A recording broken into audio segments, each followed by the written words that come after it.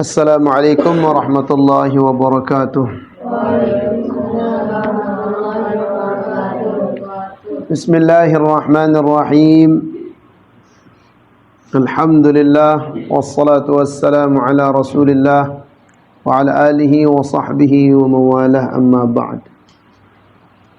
Man yuridillahu bihi khairan yufaqihu fid din. Baik, sekarang kita akan memasuki kaidah yang ke-13. Sudah dilihat semua? Kaidah ke-13? Perhatikan. Qala al-muallif rahimahullahu ta'ala wa nafa'na bi'ulumihi wa 'ulumikum wa 'ulumikunna fid dharaini. Amin. Allahumma amin. Perhatikan kaidah yang ke-13.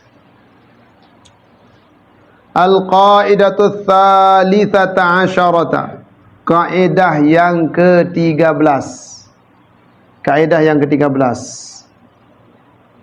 Ad-dararu yuzalu. Bahaya itu harus dihilangkan. Bahaya harus dihilangkan. Jangan biarkan bahaya. Mudarat. Kalau bahasa agamanya mudarat. Mudarat jangan dibiarkan. Mudarat harus dihilangkan, jangan dibiarkan. Kalau tidak baik, tinggalkan. Kalau tidak bagus, lupakan. Ini kaidahnya. Ya, kalau tidak baik, tinggalkan. Kalau tidak bagus, lupakan.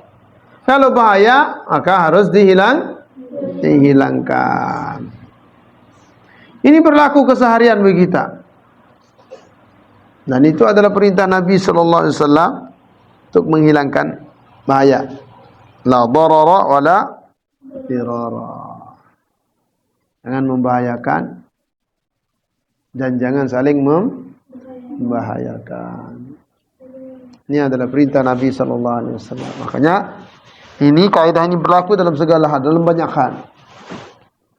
Kita lihat ada yang menghalangi di jalan, hilangkan. Kita lihat duri di jalan, hilangkan. Inilah kaidah ini, ad-dararul zal. Bahaya itu harus dihilangkan. Al-amthilatu, contoh-contohnya.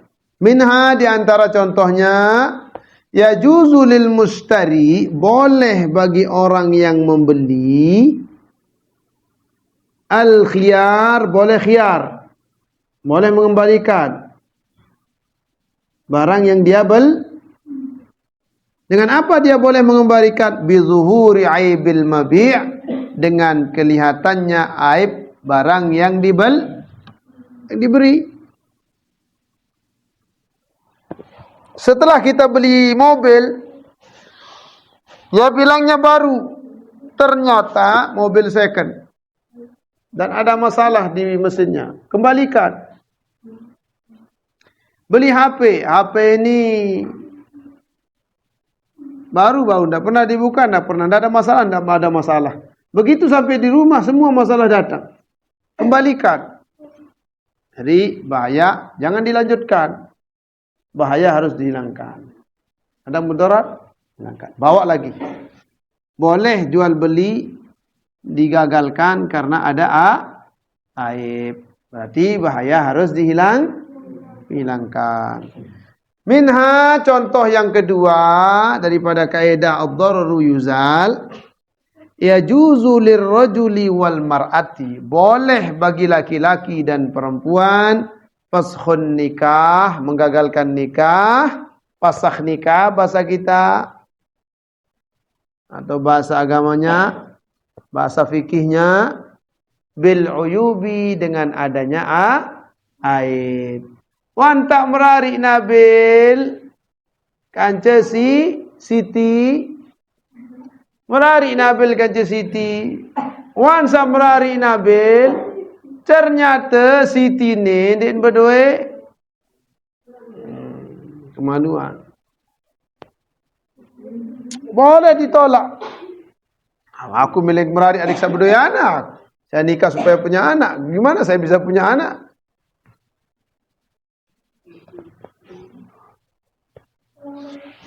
Boleh.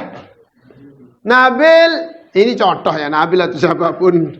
Nabil menikah. Begitu dia menikah, setelah dia nikah, ternyata istrinya tidak bisa mengandung. Ternyata setelah ditelusuri, diteliti oleh Nabil ini, istrinya itu awalnya adalah Muhammad. Awalnya Muhammad, dia rubah kelaminnya jadi kelamin perempuan. Asalnya dia laki-laki jadi perempuan. Dia operasi. Siapa namanya? Si Daniel. Ini Nabil menikah dengan dinikah ke Daniel. Tidak, dia menikah dengan Daniel. Nabil menikah dengan siapa namanya? Dengan Dini. Begitu dia menikah Daniel dengan Dini, setelah beberapa lama, berbulan-bulan, ternyata tidak hamil-hamil. Padahal dia normal. Ternyata ditelusuri istrinya. Ternyata istrinya Dini ini asalnya Daniel, dia rubah identitas dirinya. Dia pernah operasi, dibuang kemaluannya, diganti dengan kemaluan perempuan. Jadilah yang tadinya Daniel jadi Dini. Pantesan tak bisa hamil-hamil, ternyata istrinya itu laki-laki. Nah, boleh pasakh nikah. Boleh pasakh nikah, harus pasakh nikah. Ngapain menikah dengan laki-laki? Haram hukumnya. Tidak sah. Ini kan marak sekarang ini. Bahaya, harus dihilangkan. Tidak boleh. Karena dilaknat itu. Sekarang banyak. Ini karena pingin tenar, laki-laki jadi perempuan, perempuan jadi laki-laki. Na'udzubillah thumma na'udzubillahi min dzalik. Ingin tenar padahal namanya Muhammad, dirubah kelaminnya jadi perempuan. Padahal namanya bagus sekali, la ilaha illallah. Na'udzubillah thumma na'udzubillahi min dzalik. Jadi kalau ada aib istrinya, suaminya, dia tidak cerita sebelum menikah, setelah menikah baru dia tahu, boleh pasakh nikah. Banyak kejadian kan di Lombok. Sebelum nikah, dia bilangnya masih perawan, saya tidak pernah nikah sama sekali. Begitu sudah nikah, begitu dijenguk, pergi ke rumah istrinya, ternyata istrinya sudah menikah 4 kali, anaknya sudah 7. Padahal dia bilang masih perawan. Boleh pasakh nih. Boleh digagalkan nikahnya. Nanti hakim yang memutuskan. Jelas? Karena apa? Karena mudarat itu harus dihilangkan. Mudarat jangan dibiarkan. Mudarat jangan dibiarkan. Minha, contohnya yang ketiga. Ya juzu lil mar'ati. Nih yang perempuan. Yang santriwati, tolong didengar. Ya juzu lil mar'ati, boleh bagi perempuan. Dengan ini? Ya?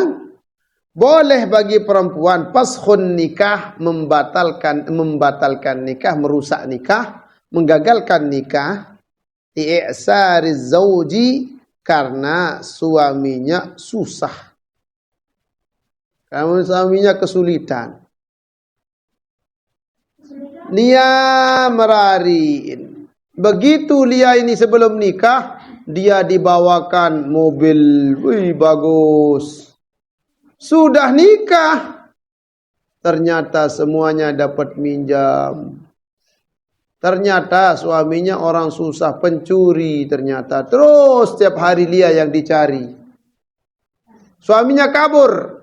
Istrinya terus yang didesak setiap hari. Ternyata dia adalah penipu kelas kakap. Boleh dia untuk pasakh nih, minta kepada hakim pasakh nikah. Atau begitu nikah Liani Sophia ini, contohnya ini dia. Begitu Liani Sophia menikah, ternyata suaminya Suaminya, saya nikah supaya punya anak, ingin melanjutkan keturunan. Ternyata suaminya tidak bisa hidup. Maka boleh pasakh nikah. Boleh pasakh nikah. Ternyata suaminya mati. Mati apanya? Kemaluannya dia mati. Tidak bisa hidup. Apa merari kemudian ada apa-apa? Kenapa nikah kalau tidak ada apa-apanya yang hidup? Boleh dia fasakh nikah. Dengan dalil? Ya? Boleh. Laki perempuan boleh fasakh nikah kalau dia menemukan aib yang tidak bisa diterima sewaktu dia sudah menikah. Jelas? Tapi jangan sedikit-dikit. Oh, ini bahaya ini. Gara-gara istrinya ada sedikit bau, fasakh nikah. Tidak bisa gara-gara hal sepele harus fasakh nikah. Harus jelas fasakh nikah. Sudah? Contoh yang keempat. Syuri'a nasbul ummati, disyariatkan atau diperintahkan nasbul ummah, melestarikan umat, menegakkan umat. Apa melestarikan umat Nabi Muhammad? Seperti nasbul ummah, nasbul ummati, menegakkan umat, melestarikan umat. Melestarikan umat. Dengan apa kita lestarikan umat Nabi Muhammad? Dengan menikah. Disyariatkan untuk melestarikan umat Nabi Muhammad SAW. Dengan cara menikah dan lain sebagainya. Jangan tidak menikah. Lestarikan umat Nabi Muhammad, perbanyak anak. Itu perintah Rasulullah. Menikahlah dengan perempuan yang punya banyak anak. Karena aku bangga umatku berjumlah banyak. Jangan 2 anak cukup katanya. Kalau dua-duanya mati, siapa yang jadi anaknya? Jadi kita disuruh dalam agama ini untuk melestarikan umat Nabi Muhammad, umat baginda Nabi besar Muhammad sallallahu alaihi wasallam. Wal qada, dan harus menetapkan hukum. Kenapa? Kalau hukum tidak ditetapkan bakal bahaya. Bahaya itu akan hilang dengan menetapkan hukum. Wal qada, contohnya menetapkan hukum. Karena dengan menetapkan hukum, bahaya akan teratasi, akan hilang. Jelas? Itu maksudnya di sini. Wadab'us sa'il, menolak kezaliman, mencegah kezaliman. Itu artinya menghilangkan bahaya. Wadab'us sa'ili, mencegah kezaliman. Makanya dengar, perhatikan. Perhatikan. Dab'us sa'il, mencegah kezaliman. Sa'il ini orang suka membahayakan. Manusia, hewan itu kalau membahayakan itu sa'il namanya. Manusia atau hewan yang suka membahayakan namanya sa'il. Ini kalau pada manusia namanya zalim. Jadi sa'il itu sama dengan zalim pada manusia. Jelas? Sa'il dengan zalim itu sama pada manusia. Artinya orang yang zalim, suka menyakiti orang lain, mengambil harta orang lain, menipu orang lain, itu namanya sa'il. Maka wajib dicegah. Makanya kaidah ini masuk pada orang yang zalim. Mencegah orang zalim itu sama dengan mencegah atau menghilangkan mudarat.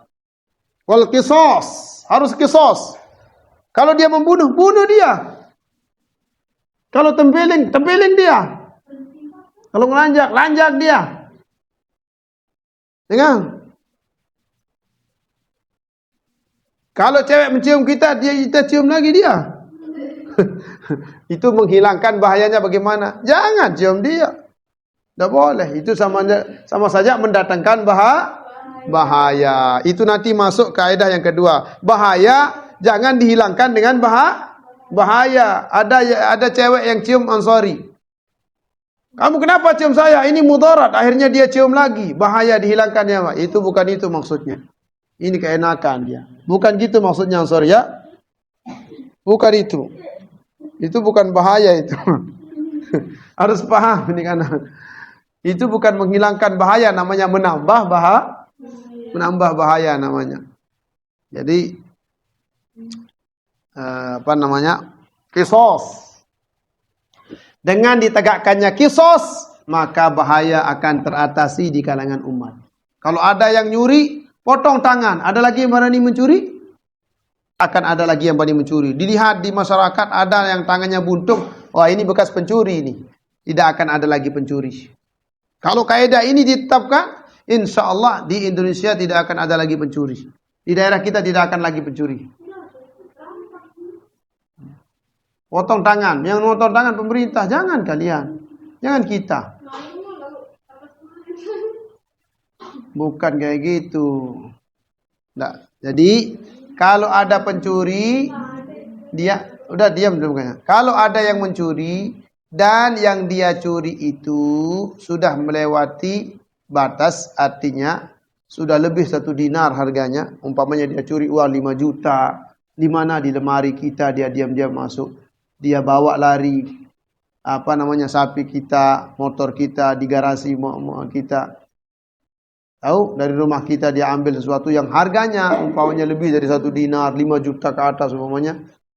Dia mengambil di tempat yang memang tempatnya ditaruh, maka dia dihukum kisos. Siapa yang menghukuminya? Pemerintah, keputusan hakim. Jangan begitu lihat orang mencuri kamu ambil tangannya dipotong, ya kamu. Nanti kamu kena pidana nanti, tidak bisa. Bukan itu, atas keputusan pengadilan. Jadi dengan adanya kisos maka bahaya akan hilang. Kalau dikatakan kisos di kalangan di negara kita, maka tidak akan ada lagi korupsi. Kenapa korupsi merajalela? Kenapa korupsi merajalela di negara kita? Karena tidak ada ketegasan di dalam hukum. Coba kalau ada yang mencuri, ada pejabat yang mencuri, yang rampok, langsung dipotong tangannya. Besok malu dia lagi merampok. Tidak berani keluar. Apalagi yang suka halang-halangi di jalan. Yang pembegal di jalan itu. Caranya dihilangkan mudaratnya. Ad-darruzal, bagaimana? Yang suka begal di jalan, menghadang di jalan, itu harus dipotong tangan dan kakinya. Tangan kanannya dan kaki kirinya dipotong. Lagi dia begal di malam hari, menghadang orang di jalan, potong lagi. Sudah dipotong tangan kanan dan kaki kirinya, kemudian lagi dia menghadang. Dipotonglah lagi tangan kiri dan kaki kanannya. Bisa dia begal lagi? Tidak bisa. Ini hukum Islam. Kalau ditegakkan, maka negara akan aman. Seandainya kita memakai kaidah ini ad-darur yuzal oleh pemerintah, udah ada yang korupsi, potong tangannya, tidak usah kasihan. Insyaallah. Tidak ada lagi yang berani mencuri. Tapi mencuri miliaran karena dia jasanya sudah menjadi pemimpin, dia sudah menjadi pejabat, diringankan. Miliaran hanya beberapa bulan, enak sekali. Enak sekali dia. Jadi bahaya itu harus dihilangkan. Kah kelalik ni ni. Pedas ni. Kah kelalik. Dia ingat kanak-kanak tilik dengan boy. Perhatikan dia. Kisos. Jadi bahaya itu dihilangkan dengan cara kisos. Potomanul matlaf, dan mengganti rugi barang yang dirusak. Ya, mengganti rugi barang yang dirusak. Itu menghilangkan bahaya dengan mengganti rugi. Pinjam barang rusak, ganti rugi. Itu namanya menghilangkan bahaya. Kalau tidak ganti rugi, nanti bisa terjadi hal-hal yang tidak diinginkan. Tidak mau ganti rugi, nanti bisa sampai melapor. Jadi untuk menghilangkan bahaya maka harus diganti. Jelas kaidahnya ini Ustazah Lia? Jelas? Ada pertanyaan? Baik. Tidak ada pertanyaan? Kita habiskan kaidah yang ketiga ini, 13. Sekarang dan kita lanjut ke kaidah yang 14. Kaidah yang ke-14. Lanjut.